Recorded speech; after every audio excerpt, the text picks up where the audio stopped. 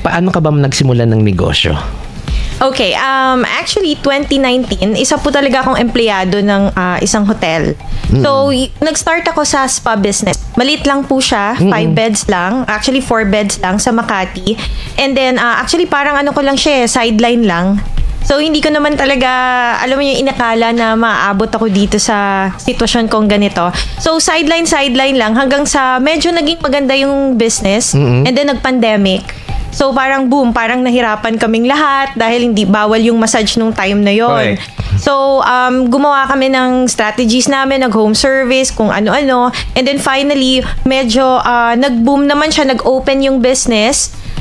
Pero hindi pa rin inalaw yung spa. Ang inalaw nila is salon. Ngayon sa nangyari po, parang bakit ganun? Bakit yung salon pwede nang magpagupit pero yung massage hindi pa rin pwede? Pareho lang naman kaming nagko-contact, alam mo yun?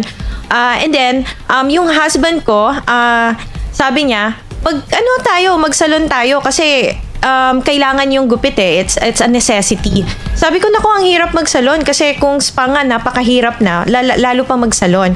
Kaso niligawan niya ako ng 1 year, pinilit-pilit niya akong magsalon. So finally, bumuo kami ng isang salon sa Makati nung 2022 na. So that's 3 years after kasi nag-pandemic pa eh.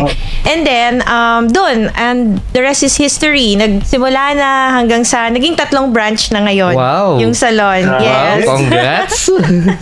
Ang dami nun, Sir Randy at kay Ma'am Kimberly. Pero curious na ako, Ma'am Kimberly, no?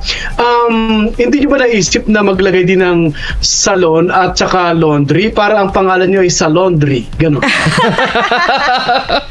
Well, actually po, isa yan during the time na nag-scout kami ng business, isa yan ng laundry business ang isa sa, patok din to eh, yung laundry business kasi it's a necessity na lahat kailangan na magpa-laundry. Pero, napunta tayo sa negosyo ng pagpapaganda. So, mukhang yun talaga yung aking destiny. Wow. So, ayun, yun yung pinagpatuloy ko. Ayun. At saka, Ma'am Kimberly, ito ba talaga parang gustong-gusto ng mga Pinoy? Lalo na mga laging pagod na gustong mawala ang stress.